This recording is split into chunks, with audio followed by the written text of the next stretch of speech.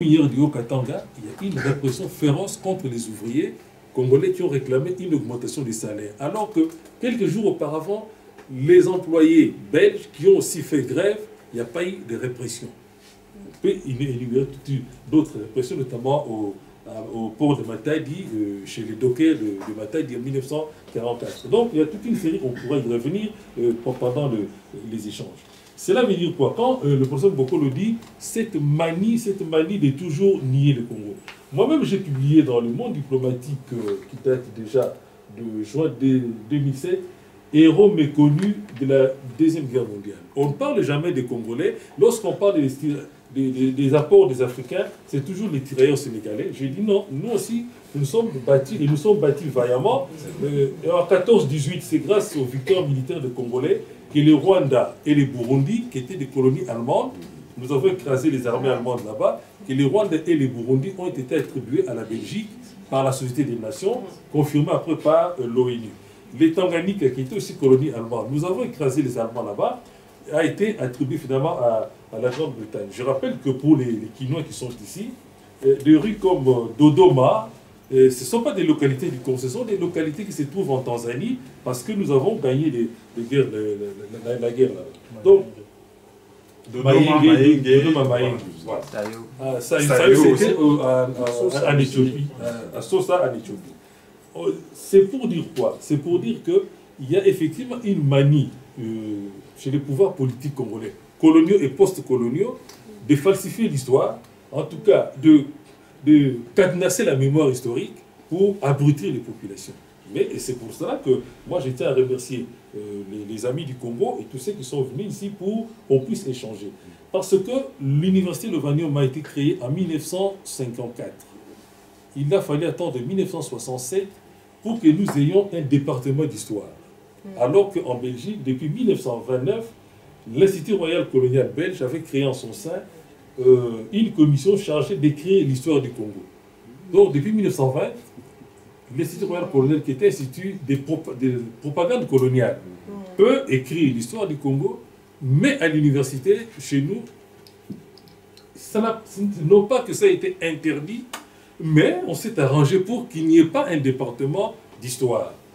Voilà. Alors maintenant, pour revenir à Simon Kimbangu, donc les mouvements surgis dans les années 1920, c'est une des conséquences de la Première Guerre mondiale, parce que la Première Guerre mondiale a été meurtrière au Congo.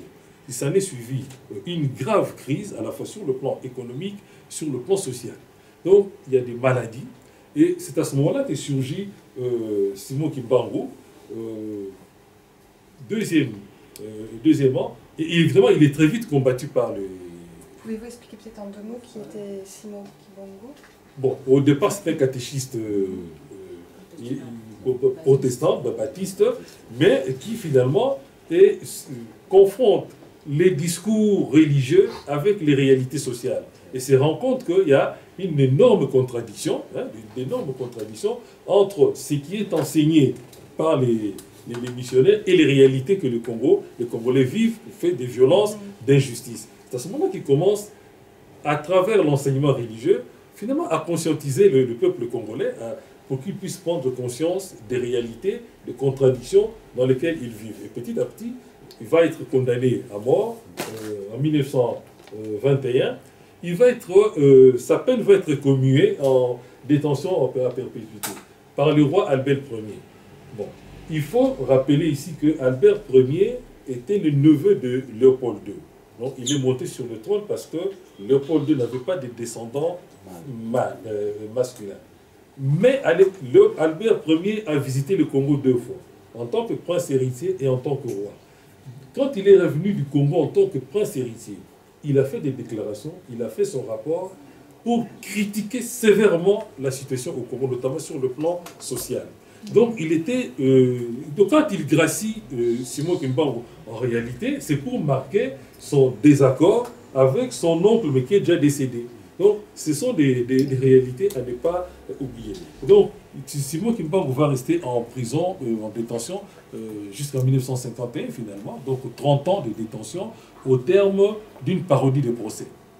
D'accord. On va peut-être finir là. Merci beaucoup pour vos éclairages. Ouais.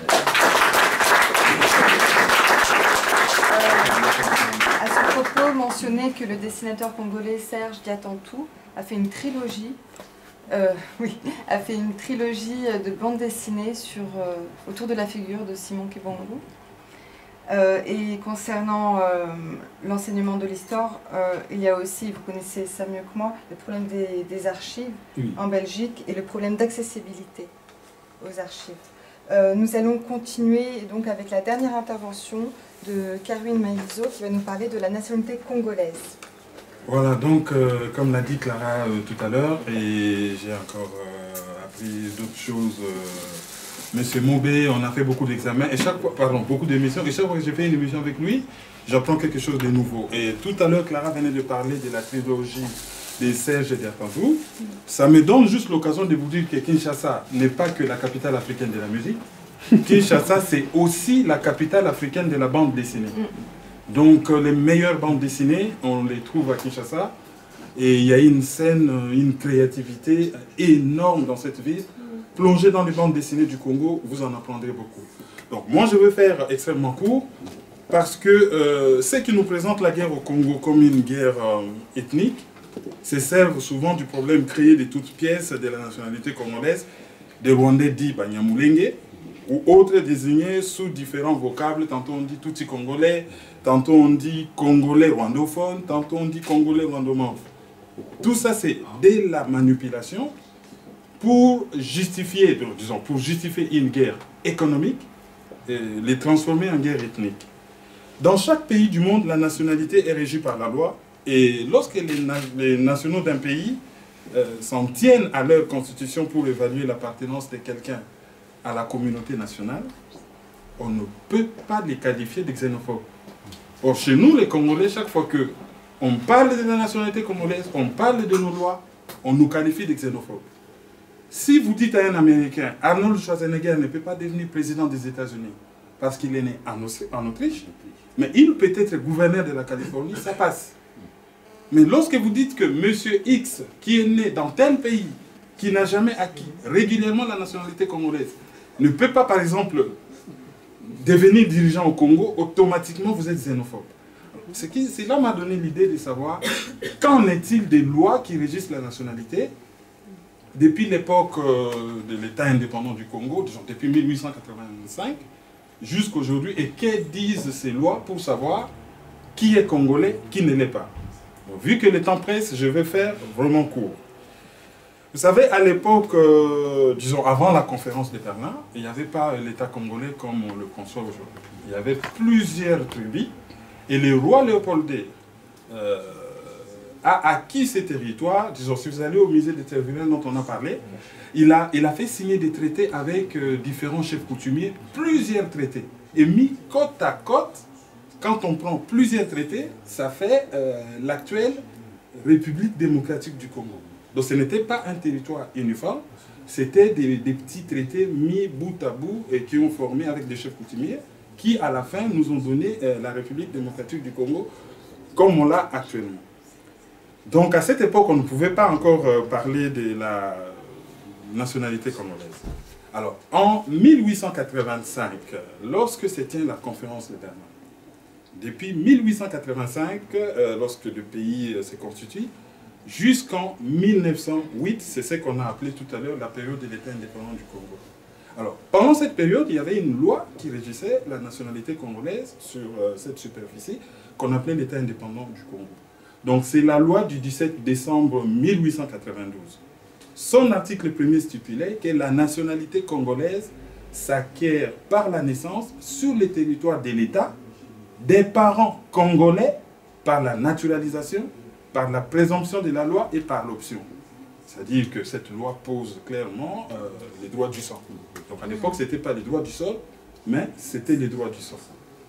Donc, il est clair que, n'étant pas né au Congo à l'époque, parce qu'à l'époque, on ne pouvait pas déjà parler de l'immigration des Banyarwanda, c'est-à-dire ceux qui étaient originaires du Rwanda, et des Urundi, ceux qui étaient originaires du Burundi, au Congo. Donc, on ne pouvait pas dire qu'à cette époque, il y a une quelconque loi qui leur attribuait la nationalité congolaise. Bon. Les arguments qu'ils ont donnés, en disant que, bon, voilà, dans le passé, les rois du Rwanda ont occupé le Congo, c'est des arguments, c'est des contre-vérités. Puisque le Rwanda actuel a été créé vers le XVIIe siècle. Vers le XVIIe siècle. Et il y avait des Mwami, il y en avait plusieurs qui étaient là, et qui n'ont jamais été au Congo. Ils n'ont jamais colonisé le Congo, ils n'ont jamais traversé le Congo. Sinon, déjà à l'époque, on aurait des traces. Lorsqu'on a signé les accords pour constituer l'État indépendant du Congo, on aurait des traces que des rois d'origine Banyarwanda ont signé des accords avec le roi des Belges.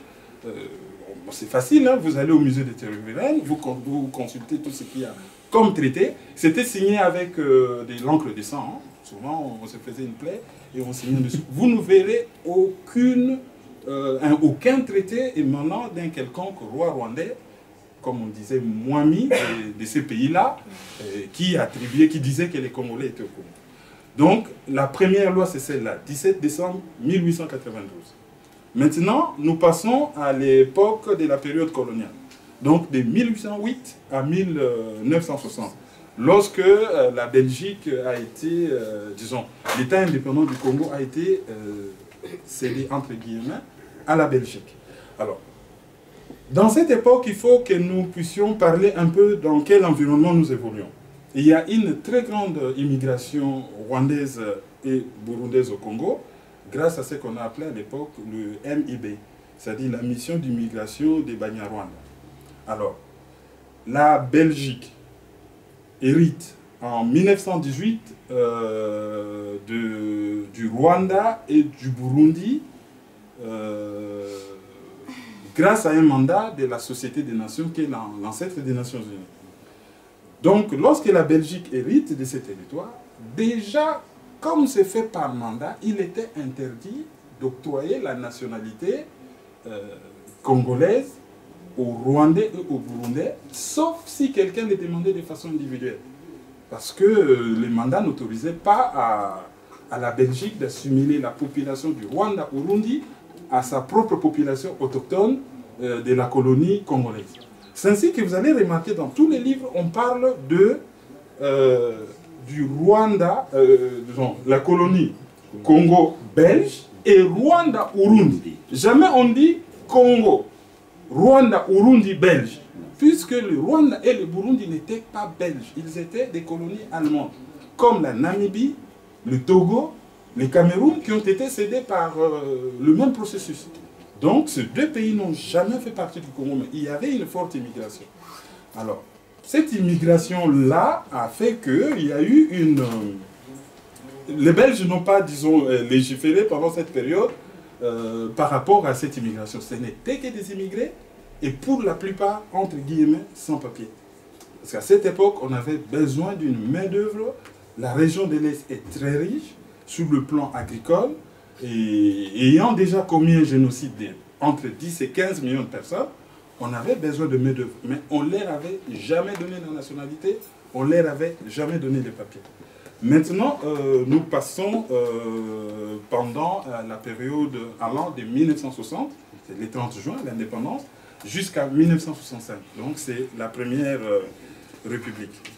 Alors, pour ce qui est de la première République, de 60 à 65, la constitution qu'on avait à cette époque, c'est cette constitution qu'on appelle la constitution de Luluabo, et qui avait institué un régime politique assez compliqué.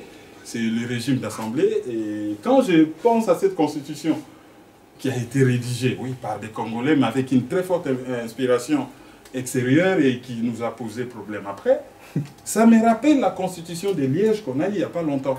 On a des juristes au Congo, des constitutionnalistes, mais on a fait rédiger une constitution en Belgique et qui a laissé beaucoup de points en suspens et qui nous crée des problèmes. Donc ça, c'était juste une parenthèse. Alors, la constitution de Luluabo de 1964 stipule est congolais.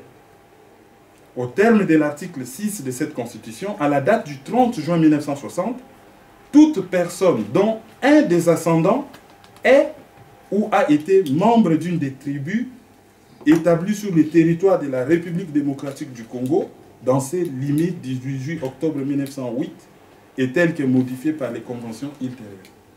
Voilà, ça, c'est on ne peut plus clair.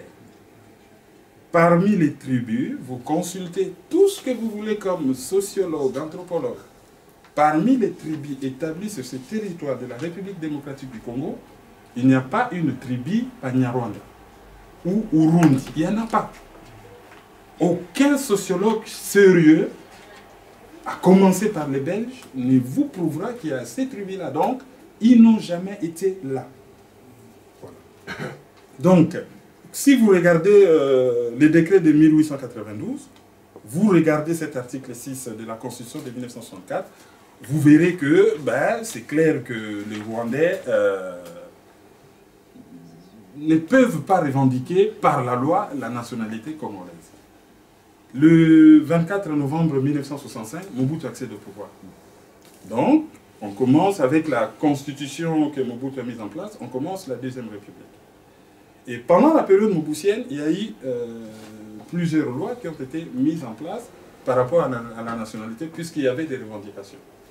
Alors, parmi ces lois, nous avons la loi du l'ordonnance loi du 26 mars 1971, qui portait le numéro 71-020, qui stipulait clairement que les personnes originaires du Rwanda-Urundi établies au Congo à la date du 30 juin 1960 sont réputées avoir la nationalité zaïroise à la date susdite. Bonne nouvelle pour les Rwandais.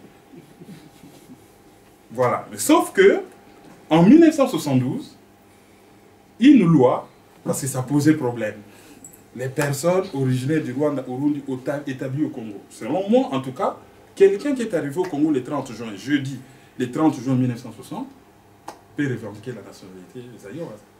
Il arrive le même jour, il revendique la nationalité. Donc en 1972, il y a eu la loi numéro 72-00D qui fut promulguée le 5 janvier 1972. À son article 47, elle énonçait que l'ordonnance loi numéro 71-020 du 26 mars 1971 est nulle et non avenue. Toutes les dispositions législatives antérieures contraires à la présente loi sont annulées. Donc du coup, l'ordonnance loi numéro 71-020 est abrogée. Mais au premier article, alinéa D, cette loi, donc la loi 0072, qui a été, disons, rédigée de manière assez cavalière, on ne connaît pas encore la vérité sur cette loi. Peut-être que M. Mobe va nous éclairer. Mobutu avait un conseiller qui s'appelait Bisengimana Roema. C'était son directeur de bureau. Directeur des cabinets. C'était un Rwandais. Et son fils actuel, c'est l'inspecteur général de la police à Kinshasa. Donc toute la répression que l'on vit à Kinshasa aujourd'hui, en quelque sorte, c'est lui qui coordonne. Et il y a eu plusieurs hypothèses, on va peut-être nous éclairer. Première hypothèse, M. Bisengimana avait introduit dans les ordonnances normaux, il avait introduit aussi des faits que Mobutu n'avait pas vus. Et quand il a signé, parce que c'était une très grosse bêtise, vous allez vous en rendre compte. Donc, mais il l'a signé par la manipulation, par la filouterie. Vous allez vous en rendre compte dans quelques instants. Donc, l'article 2, au premier article alinéa D de cette loi de 1972, qui dit sont zaïrois au terme de l'article 5 de la Constitution, à la date du 30 juin 1960, toutes les personnes dont un des ascendants est ou a été membre d'une des tribus établies sur le territoire de la République du Zaïre dans ses limites du 15 novembre 1908 et telles que modifiées par les conventions ultérieures. Donc, autrement dit, on fait un petit recul en histoire et on accorde la nationalité zaïroise à toutes les personnes qui ont été là, y compris les Rwandais, depuis 1908. Mais à l'article 15, cette loi énonçait que les personnes originaires du Rwanda-Urundi qui étaient établies dans la province du Kivu avant le 1er janvier 1950 et qui ont continué à résider depuis lors dans la République du Zaïre jusqu'à l'entrée en vigueur de la présente loi ont acquis la nationalité zaïroise à la date du 30 juin 1960. Donc ils se sont sentis obligés de faire cette précision. Sauf que pour émettre une ordonnance aux lois, le Parlement doit être en vacances. Or, Mobutu a émis cette ordonnance pendant qu'il y avait session parlementaire. Premièrement, c'est illégal. Alors, deuxième cause, c'est qu'il y avait des conditions pour la réalisation cet article soit effectif, ou pour la mise en œuvre. C'est-à-dire qu'il fallait qu'il y ait un recensement, qu'on recense ces citoyens du Rwanda au Burundi. Ce recensement n'a jamais été fait. Donc du coup, la loi n'était pas applicable. Troisième raison, depuis longtemps, la nationalité congolaise a toujours été une et exclusive. Mais en juillet 1962, lorsque les Rwandais et les Burundi ont accédé à la souveraineté internationale, dans la constitution rwandaise, j'avais même l'article, je vais vous le retrouver, on a attribué la nationalité rwandaise à tous les Rwandais à l'étranger, y compris ceux qui étaient au Congo. Donc du coup, on attribue une nationalité aux personnes censées déjà avoir la nationalité congolaise. Cela prouve déjà que le gouvernement rwandais savait qu'il ne l'avait pas. Donc on leur a attribué illégalement la nationalité congolaise. Et pour accepter la nationalité rwandaise que leur constitution leur octroyait, normalement, s'ils étaient congolais, il fallait expressément renoncer à la nationalité congolaise. Or, pour renoncer à une nationalité, il faut l'avoir. Ils étaient conscients qu'ils ne l'avaient pas. On aura déjà une autre preuve qu'ils n'avaient pas cette nationalité. Alors, la troisième loi sur la nationalité congolaise, c'est la loi de 1981, portant le numéro 81002. Alors, l'article 4 de cette loi stipule, au terme de l'article 11 de la Constitution, à la date du 30 juin 1960, toute personne dont un des ascendants est ou a été membre d'une des tribus établies sur le territoire de la République d'Isaïe, dans ses limites du 1er août 1885, on a encore reculé un peu plus loin, tel que modifié par les conventions subséquentes. Donc, cette loi de 1972, qui a attribué la nationalité congolaise globalement à tous les Rwandais, qui était d'ailleurs anticonstitutionnelle, n'est pas d'application parce que l'article déjà 15 de cette loi est anticonstitutionnel, parce qu'il dispose de la nationalité aux personnes ayant déjà une nationalité rwandaise. Cette loi n'a jamais exécuté car son application était subordonnée au recensement de la population rwandophone afin d'identifier les personnes visées par l'article 15 de la loi. C'est comme je vous l'ai dit tout à l'heure, donc on n'a jamais fait ce recensement. Et puis, comme c'était pendant la période où il y avait une session parlementaire, donc Mobutu n'avait pas le droit de gouverner par ordonnance loi. Donc du coup, ça tombait sous le coup de la loi. D'ailleurs, la session parlementaire d'après avait abrogé cette loi. Ce qui avait conduit les Rwandais de Kinshasa à aller à l'OUA pour aller réclamer la nationalité congolaise globalement. Ils ont écrit toute une longue lettre. J'avais même un extrait de cette lettre que j'avais reproduit quelque part. Si je les retrouve. Voilà. Donc, il y a un endroit, ils disent « Grâce à notre influence grandissante dans le pays, certains de nos compatriotes occupent des postes de première importance. C'est ainsi, suite au soutien personnel de son Excellence Mobutu Sese Seko à cette époque-là, une loi sur la nationalité globale fut promulguée en 1972 et qui nous reconnaissait les droits à la citoyenneté zaïroise.